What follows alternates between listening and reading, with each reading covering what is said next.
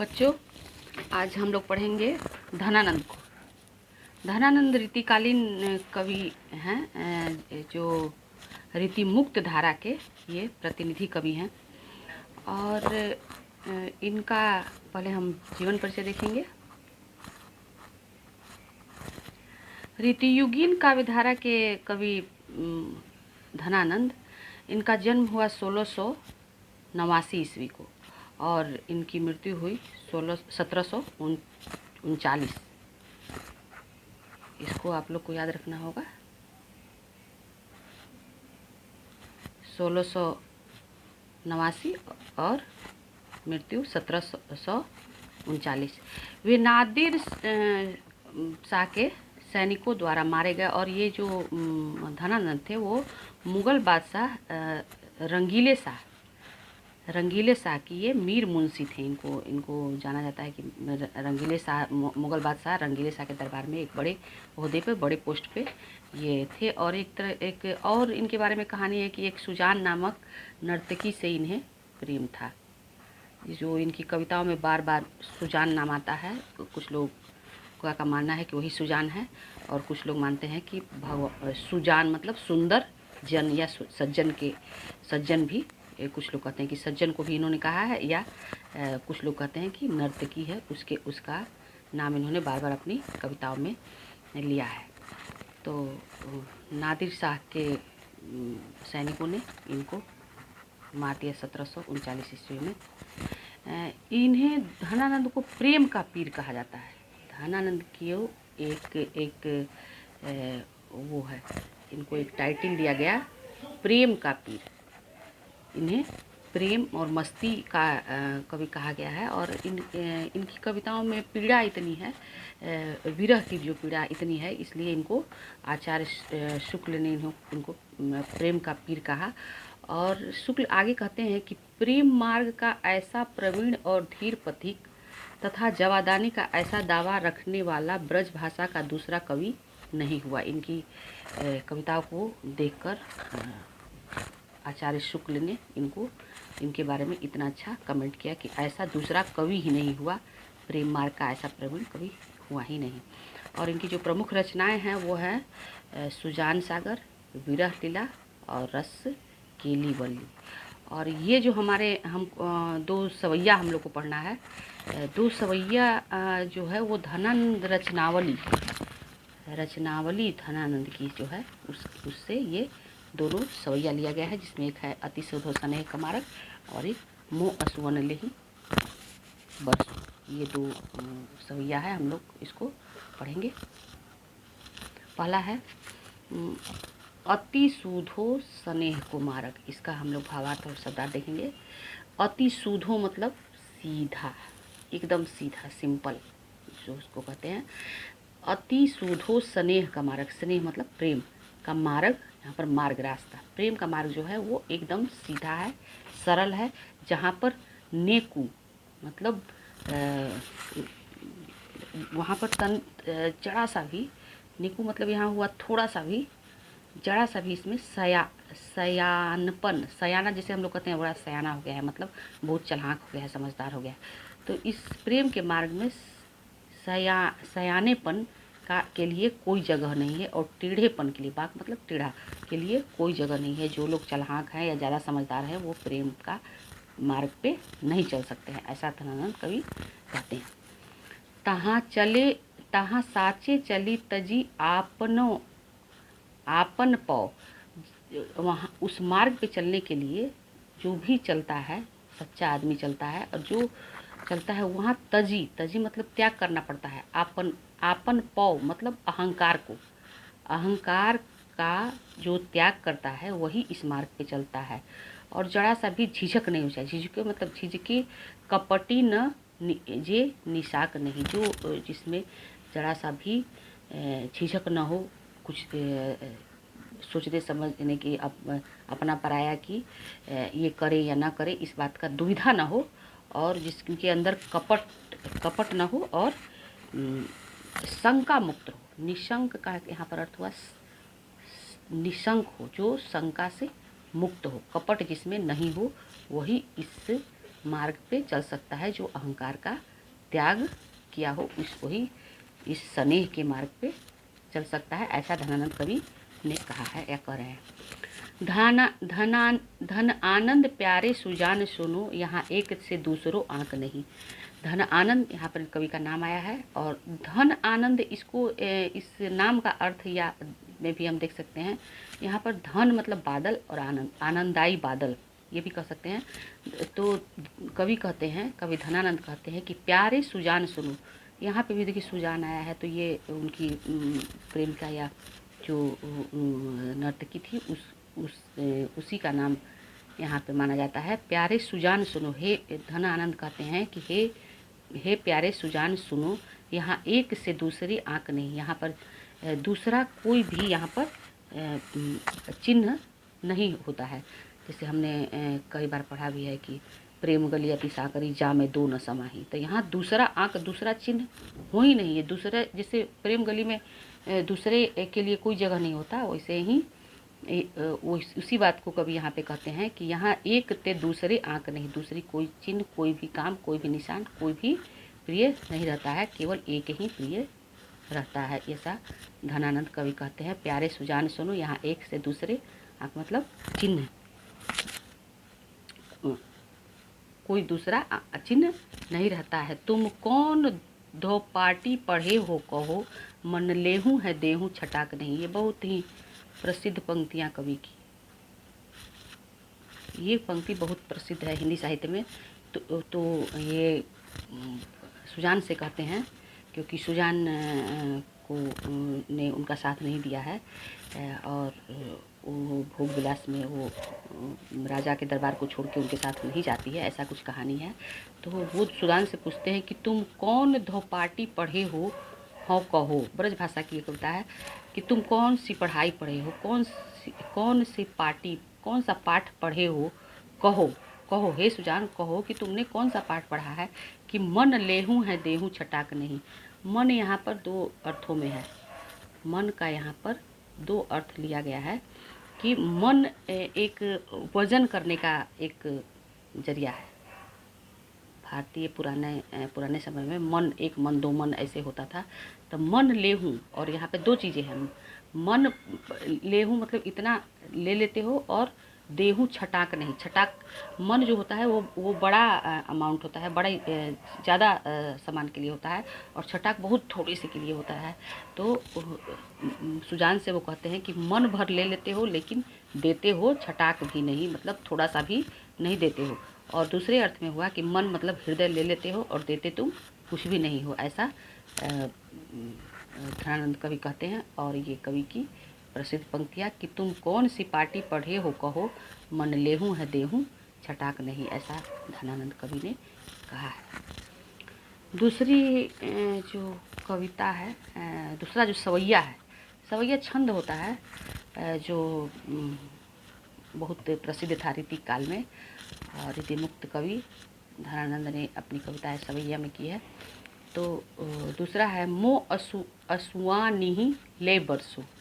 ये इसमें कवि की विरह वेदना है, और अपने दर्द को इन्होंने अपने बादलों से सुनाया है, और बादल को ये याचना करते हैं, बादल से प्रार्थना करते हैं कि पर काज ही, पर मतलब दूसरे, काज मतलब कार्य, पर काज ही दूसरों के कार्य के लिए, दूसरों के हित के लिए देह मतलब शरीर धारण करते हो, ऐसा कवि कहते हैं कि तू पर काज ही मतलब दूसरों के काज के लिए, दूसरों के कार्य के लिए, देह मतलब शरीर, धारी मतलब धारण करके फिरते मतलब घूमते रहते हो।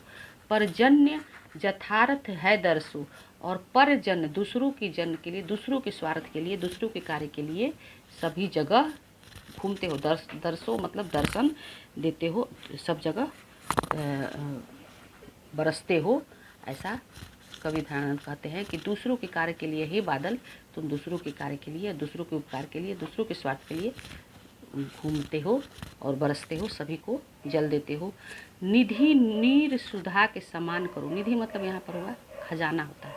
निधि, नीर मतलब यहाँ पर जल, सुधा मतलब अमृत। तो निधि जो है, जो आप तुम्हारे बादलों में, जो तुम में निधि है, खजाना है जल का, नीर का जो खजाना है वो सुधा के, वो तुम अमृत के समान कर देते हो। सबही विधि सज्जनता सरसों, कहते हैं कि गंदे पानी को भी सूर्य सोख के, और जब वो सूर्य की गर्मी से जब बादल सोख के और बादल का रूप लेता है गंदा पानी, तो जब भी वो बरसता है तो वो एकदम प्योर जल होता है, शुद्ध जल होता है। तो इस अर्थ में भी हम ले सकते हैं कि जो भी जल है या समुद्र का जो जल है वो खारा जल सूर्य द्वारा सोख के, और जब वही जल जब बादल का रूप लेता है तो बरसता है, वो तो मीठे जल के रूप में बरसता है। तो निधि नीर सुधा के समान करो, नीर को भी तुम सुधा के अमृत के समान कर देने वाले बादल। सबही विधि तुम हर प्रकार से, सबही विधि हर प्रकार से सज्जनता सरसो, तुम सज्जन हो, तुम सभी गुणों से युक्त हो, तुम सज्जन हो, तुम्हारा शरीर ही धारण होता है दूसरों के उपकार के लिए। फिर धनानंद यहाँ पर नाम आया है, धन आनंद जीवनदायक हो, हे धन आनंद। अपने को भी यहाँ पर कवि को भी कहते हैं और बादल को भी कहते हैं कि हे बादल, हे धन आनंद। धन मतलब बादल और आनंद मतलब बादल रूपी आनंद देने वाले। जीवनदायक हो, तुम क्या हो? जीवनदायक हो। जब गर्मी से लोग जून के महीने में तपते हैं तो बारिश का इंतज़ार करते हैं, और वो बारिश जब होता है तो अमृत के समान जीवनदायक होता है। तो यहाँ पर कवि कहते हैं कि घन आनंद तुम जीवनदायक हो, इसलिए सबकी पीर सुनते हो, सबके लिए सज्जन हो तुम। तो मेरे लिए भी कुछ मोरे ही पीर ये परसो, तो तुम कुछ मेरे भी बात को, मेरी भी पीर को, पीर मतलब कष्ट, मेरे पीर को भी हिये में, हिये मतलब हृदय में रखो, सोचो, मेरे बारे में भी सोचो। परसों मतलब स्पर्श करना या उस बात को सुनना। कुछ तो सबके लिए जीवनदायक हो, तो मेरे भी पीर को, मेरे भी कष्ट को हृदय में धारण करो, हृदय में सोचो, उसको जानो, और मेरे बारे में भी कुछ सोचो कि मेरा भी दुख दूर हो। कबहू बा विशासी सुजान के आंगन, कबहू सोचो और मेरे लिए कार्य करो कि कभी भी तुमको समय मिले तो विशासी, जो विश्वासी सुजान है के आंगन में असुआ नहीं ले बरसो। इस कवि की ये जो कविता बहुत करुणापूर्ण और कारुणिक एक ये लाइन, कबहू बा विशासी सुजान के आंगन आंसुआ, आंगन मो असुआ नहीं ले बरसो। ये इसी के लिए, इन्हीं लाइनों के लिए उनको शुक्ल जी ने प्रेम का पीर कहा। कवि ने प्रेम का ऐसा प्रतीक पंक्तियाँ कहीं धनानंद के लिए, कबहू बा विश्वासी सुजान के आंगन, कबहू उस विश्वासी सुजान के आंगन, उस विश्वासी यहाँ पर कवि ने कहा है, सुजान के आंगन मो असुआ नहीं ले बरसो, मेरी आँखों का आंसू वहाँ ले जाकर बरसा दो है बादल, ऐसा कवि ने कहा है।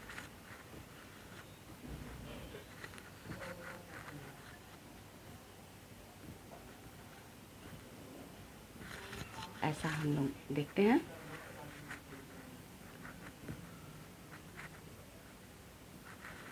अब हम लोग क्वेश्चन आंसर देखेंगे।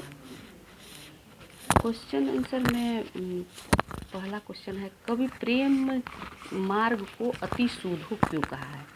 तो प्रेम मार्ग वो होता है जहाँ एकदम सीधा है, इसमें किसी प्रकार के छल कपट की लिए कोई जगह नहीं होता। इसको कोई भी कर सकता है, कोई भी इस मार्ग पे चल सकता है, लेकिन वही चल सकता है जो इसमें कपट छल या किसी प्रकार का टेढ़ापन न हो। और यही इस मार्ग की विशेषता भी है कि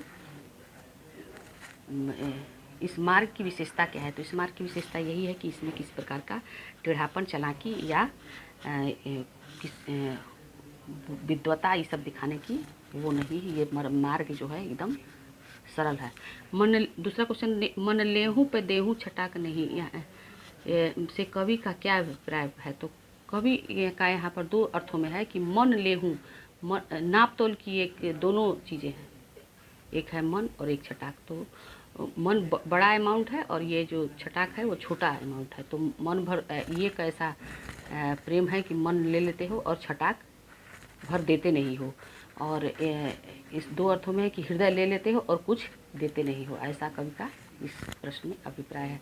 द्वितीय छंद किसे संबोधित तीसरा क्वेश्चन, द्वितीय छंद किसे संबोधित है और क्यों? तो द्वितीय छंद जो है वो बादलों को संबोधित है, और क्योंकि बादल जो होते हैं वो सज्जनता लिए होते हैं और दूसरों का कार्य करते हैं, परहित करते हैं। परहित के लिए ही देह कौन धारण करता है? तो बादल परहित के लिए देह धारण करते हैं। बादल ही क्यों, वृक्ष, नदी, ये सब जो प्राकृतिक चीज़ें हैं वो दूसरों के कार्य के लिए, दूसरों की सुख देने के लिए शरीर को धारण करते हैं। पांचवा क्वेश्चन है, कवि कहाँ अपने आंसुओं को पहुँचाना चाहता है और क्यों? कवि सुजान के आंगन में अपने आंसुओं को पहुँचाना चाहता है और बादल से प्रार्थना करता है कि मेरे आंसुओं को ले जाके सुजान के, उस विशासी सुजान के आंगन में बरसा दो। और व्याख्या हम लोग देखेंगे, ये यहाँ एक से दूसरे आंक नहीं, ये जो वो लाइन है ना, प्रेम गली अति साकरी चामे दोनों समाही, वही बात यहीं पे है। पहले तो हम ऐसे लिखेंगे कि प्रस्तुत पंक्ति हमारे पाठ पुस्तक गोदली के धनानंद पाठ से ली गई है। इसमें कवि ये कहते हैं कि यहाँ कवि लेखक धनानंद है और कहते हैं यहाँ एक से और जो पद है अति सुधो स्नेह का मार्ग, तो इसमें कवि यही कहते हैं कि ये प्रेम के मार्ग में दूसरा आंक, दूसरा चिन्ह, दूसरा व्यक्ति नहीं होता है, एक ही व्यक्ति होता है जिसपे सर्वस्व प्रेमी निछावर कर देता है। तो यहाँ एक से दूसरे आंक नहीं, एक ही होता है, जैसे कि प्रेम गली अति साकरी जामे दो न समाही, यही बात यहाँ पर कवि ने कहा है। दूसरा है कछु मोरी ये पीर हिये परसु, तो यहाँ पे कवि कहते हैं कि मेरे भी, पहले तो इसे लिखेंगे प्रस्तुत पंक्ति हमारे पाठ्य पुस्तक गोदली के धनानंद पाठ से लिया गया है, जो मो असुआ नहीं ले बरसो पद से है। तो यहाँ पे बादल से कवि कहते हैं कि धनानंद कहते हैं कि जैसे आप तो सबका भलाई करते हैं, परहित के कारण ही आप शरीर धारण करते हैं, तो मेरे बारे में भी है बादल, मेरे बारे, मेरी पीर को भी, मेरी पीड़ा को भी अपने हृदय में सोचिए, परसों मतलब स्पर्श करिए, उसको रखिए, उसको, उस पर ध्यान दीजिए, मेरी कष्ट पे आप ध्यान दीजिए, ऐसा कवि ने इस पद में कहा है।